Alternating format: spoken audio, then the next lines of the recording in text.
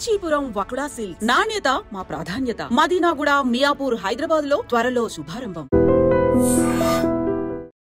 Hello guys, welcome back to our channel. ఈ రోజు మనతో ఉన్నారు AMFI certified mutual fund distributor అయిన బోనిగల సలోమన్ గారు. సార్తో మాట్లాడదాం. నమస్కారం సార్. నమస్తే అండి విరాట్ గారు. సార్, ఈక్విటీలో అంటే రిస్క్ ఉంటుంది కాబట్టి స్టాక్ మార్కెట్లో ఆ స్టాక్స్ ఇన్వెస్ట్ చేయరు అనడానికి ఒక అర్థం ఉంది. బట్ మ్యూచువల్ ఫండ్స్లో ఆ రిస్క్ అనేది తక్కువ ఉంటుంది అనేది విన్నాను నేను. అయినప్పటికీ కూడా స్టాక్ మార్కెట్లో ఉన్న ఈ మ్యూచువల్ ఫండ్స్ ఏదైతే ఉందో ఈ ఫండ్స్లో కూడా ఇన్వెస్ట్ చేయడానికి ఎక్కువ మంది మొగ్గు చూపించట్లేదు. దీనికి గల కారణం ఏమై ఉంటుంది? విరాట్ గారు మంచి క్వశ్చన్ అడిగారండి. ఇప్పుడు ఈక్విటీస్ అంటే కంపెనీలో ఓనర్షిప్. మనం ఎనీ కంపెనీ డబ్బు సమీకరించుకోవాలంటే రెండు రకాలుగా సమీకరించుకుంటుంది. ఒకటి ఈక్విటీస్, రెండు డెట్. ఈక్విటీస్ అంటే కంపెనీ నుంచి స్టాక్స్ కానీ షేర్స్ కానీ ఇస్తారు. ప్రజల నుంచి, సంస్థల నుంచి డబ్బు తీసుకుని స్టాక్స్, షేర్స్ ఇవ్వటాన్ని ఈక్విటీస్ అంటారు, అంటే ఓనర్షిప్. డెట్ అంటే అప్పు తీసుకుంటారు, కంపెనీస్ అప్పు తీసుకుంటారు. బ్యాంక్స్ నుంచి కానీ, NBFCs, non banking finance companies నుంచి కానీ అప్పు తీసుకుంటారు, ఫైనాన్షియల్ సంస్థల నుంచి. దానికి కానీ వడ్డీ పే చేస్తారు. ఇప్పుడు డెట్ అంటే వాళ్ళకి ఓనర్షిప్ ఉండదు, అప్పు ఇచ్చిన వాళ్ళకి. ఈక్విటీ కొనుక్కున్న వాళ్ళకి మాత్రం ఆ కంపెనీలో ఓనర్షిప్ ఉంటుంది. ఇన్ఫోసిస్లో నేను షేర్ కొన్నాను అనుకోండి, నేను కూడా one of the part owner of Infosys. అయితే విరాట్ గారు, మరి ఈక్విటీస్లో కొన్ని స్టాక్స్ మల్టీ బ్యాగర్స్ అంటే వేలు, లక్షలు, కోట్లు అయిన స్టాక్స్ ఉన్నాయి. కొన్ని స్టాక్స్ కుదేలు అంటే ₹1,00,000, 2-3 వేలు అయిన స్టాక్స్ కూడా ఉన్నాయి. రిస్క్ అంటే ఏమిటి? మనం పెట్టిన ప్రిన్సిపల్ తగ్గటాన్ని రిస్క్ అంటారు ఈక్విటీస్లో సబ్జెక్ట్ టు మార్కెట్ రిస్క్. అయితే మ్యూచువల్ ఫండ్స్ కూడా subject to market risk. First direct ఈక్విటీస్లో రిస్క్ ఎలా ఉంటుందో అర్థం చేసుకోవడానికి జస్ట్ అవగాహన కోసం నేను ఒక 6-7 షేర్లు చెప్తాను విరాట్ గారు. ఇప్పుడు చూడండి, ఫస్ట్ షేరు ఐడియా. ఒక 6-7 years back idea share 125 all time high. ఈరోజు 2024 ఈరోజు ₹8. అంటే దగ్గర ఎంత 90% మైనస్ అయింది. తర్వాత రిలయన్స్ కమ్యూనికేషన్ 2008లో 800 రిలయన్స్ కమ్యూనికేషన్, ఈరోజు ₹2. అంటే ఈక్విటీస్ ఎంత డౌన్ అవుతాయి లేదా ఎంత పెరుగుతాయి అన్నది అర్థంగా డైరెక్ట్ స్టాక్స్లో. మూడవది డిహెచ్ఎఫ్ఎల్ 665 2017లో ₹665, ఈరోజు ₹16. దీవాన్ హౌసింగ్ ఫైనాన్స్ కార్పొరేషన్, మనం లాస్ట్ ఎపిసోడ్లో చూసాం మనం, ఎన్బిఎఫ్సి క్రైసిస్ వచ్చిందని. తర్వాత jet Airways 1380 few years back, ఈరోజు ₹38. అంటే 90-95% మనీ, ఇన్వెస్టర్స్ మనీ ఆవిరైపోతుంది. కొన్ని స్టాక్స్ అవగాహన కోసం చెప్తున్నాను. జేపీ పవర్ 2008లో 140, ఈరోజు 20. ఇప్పుడు ఈ కంపెనీస్లో లక్షలు పెట్టారనుకోండి, వాళ్ళ మనీ 10 సంవత్సరాల నుంచి ఏమవుతున్నట్టు? డెడ్ ఇన్వెస్ట్మెంట్, అసలు కూడా రావట్లేదు. 90-95% మైనస్. ఇంకొకటి ఏమిటి? ఐఎల్&ఎఫ్ఎస్ అంటే infrastructure leasing and finance services. ఒక 2010లో 358, ఈరోజు ₹5. ఎస్ బ్యాంక్, బ్యాంకింగ్ సెక్టార్లో కూడా Yes Bank 400 all time high, ఈరోజు ₹20.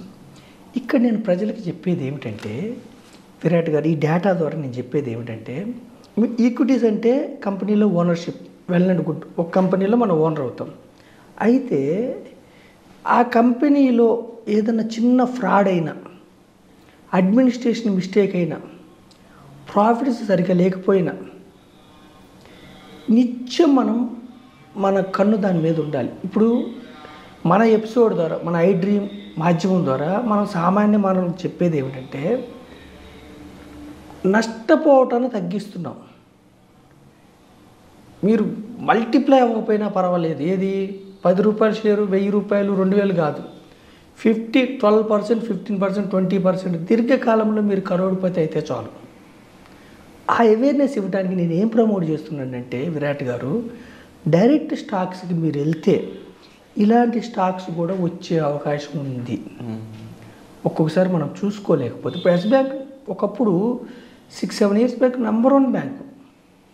చిన్న fraud, administration fraud, chairman quit and pro టక్క టక్క టక్క లోయర్ సర్క్యూట్కి వెళ్ళిపోతూ ఉంటుంది. లోయర్ సర్క్యూట్ అంటే ఏమిటి? ఒకే రోజు 10% పడిపోతూ ఉంటుంది. అంటే అమ్మేవాళ్ళు ఉంటారు కానీ ఆ స్టాక్ కొనేవాళ్ళు ఉండరు. అప్పుడు టక్క టక్క పడిపోతూ ఉంటుంది.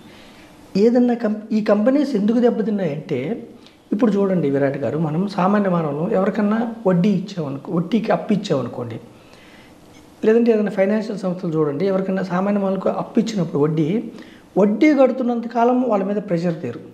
వడ్డీ ఎప్పుడైతే డిఫాల్ట్ అవుతారో వాళ్ళు అసలు కట్టమని ప్రసిద్ధిస్తారు. అంటే అర్థం ఏంటి? వడ్డీయే కట్టలేకపోతున్నాడు కాబట్టి ఇతని ఫినాన్షియల్ కండిషన్ వీక్ ఉందని ప్రెషర్ చేస్తారు. అలాగే కంపెనీసు డెట్ అంటే కొన్ని బ్యాంక్స్ నుంచి అప్పులు తీసుకుంటే కదా, వాటికి వడ్డీ కట్టేంతకాలం ఆ కంపెనీ స్ట్రాంగ్ ఉన్నట్టు. డెట్ ఎప్పుడైతే డిఫాల్ట్ అవుతారో వడ్డీ కంపెనీస్కి అర్థమైపోతుంది. మన స్టాక్ మార్కెట్లో ఈ మంతు ఫలానా సంస్థ డిఫాల్ట్ అయింది వడ్డీ అనగానే క్రిసిల్ రేటింగ్ తగ్గిస్తే, ఒక్కసారి క్రిసిల్ రేటింగ్ తగ్గింగానే టక్క టక్క టక్క ఎఫ్ఐఐలు కానీ డొమెస్టిక్ ఇన్వెస్టర్స్ అంటే సంస్థలు లక్షల కోట్లలో షేర్లు అమ్మేస్తారు. సామాన్య మానవులు మనం అందులో ఇరుక్కుని ఎందుకు పడుతుందో మనం తెలుసుకునే లోపు కుదేలైపోతూ ఉంటుంది స్టాక్. అందుకని నేను సామాన్యమైన ప్రజలకి ఏం చెప్తున్నానంటే విరాట్ గారు మీ ద్వారా, ఈక్విటీ డైవర్సిఫైడ్ మ్యూచువల్ ఫండ్స్ ఇప్పుడు మనం డైరెక్ట్ స్టాక్స్లో పెట్టామంటే ఒక స్టాకే కొనుక్కుంటాం, డైవర్సిఫై చేయం. ఇక్కడ డైవర్సిఫైడ్ మ్యూచువల్ ఫండ్లో 100 రూపాయలు నెలకు 500 కడితే కూడా, నెలకు 1000 కడితే కూడా 30 నుంచి 50 కంపెనీస్లో ఓనర్షిప్ వస్తుంది.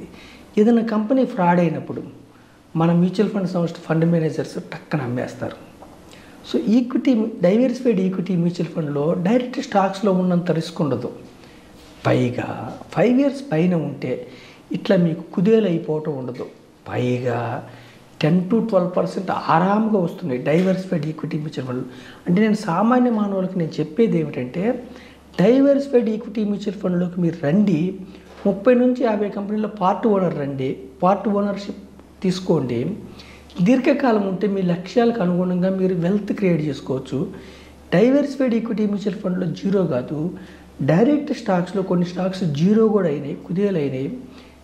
ఎప్పుడు ఏ స్టాక్ దెబ్బతింటుందో మనకు తెలియదు. కాబట్టి ఆర్డినరీ పీపుల్, సామాన్యమైన వ్యక్తి లేదా బిజీగా ఉండే వ్యక్తులు ఈక్విటీ మ్యూచువల్ ఫండ్ ద్వారా మీరు సంపద సృష్టించుకోండి. మీరు రీసెర్చ్ చేసుకొని టెక్నికల్ అనాలిసిస్, ఫండమెంటల్ అనాలిసిస్ చేసుకుంటే డైరెక్ట్ స్టాక్స్లోకి వెళ్ళండి.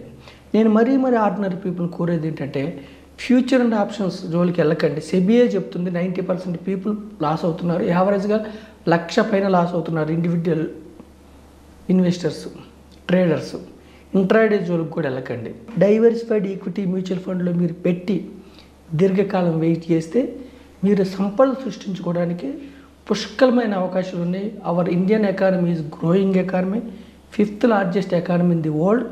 2029 వరకు we are expecting 3rd largest economy in the world. So ఈ యొక్క ఎకానమీ గ్రోత్లో, పారిశ్రామిక గ్రోత్లో మీరు పార్టిసిపేట్ అయ్యి ధనవంతులుగా మరీ పేదవారికి, సామాన్యమైన ఆర్డినరీ పీపుల్కి, యూత్కి సందేశం ఇస్తున్నా మీ ఐ డ్రీమ్ ద్వారా. Wonderful information sir. సో తప్పకుండా ఇలాంటి నాలెడ్జ్ చాలా మందికి అవసరం. ఇది తెలియకపోవడం కారణంగా సరైన ఇన్వెస్ట్మెంట్ తెలిసింటే వాళ్ళ పిల్లల్ని బాగా చదివించుకోగలరు, మంచి పెళ్ళిళ్ళు చేయగలరు వాళ్ళ పిల్లలకి. కానీ ఈ ఇన్వెస్ట్మెంట్ ఆప్షన్ సరిగ్గా తెలియకపోవడం వల్ల, దాని మీద సరైన అవేర్నెస్ లేకపోవడం వల్ల చాలామంది నష్టపోతున్నారు. ఈ వీడియో ద్వారా చాలామందికి ఇది ఒక మంచి లెసన్ అవుతుందని నేను మనస్ఫూర్తిగా భావిస్తాను. Thank you so much. Thank you అండి విరాట్ గారు.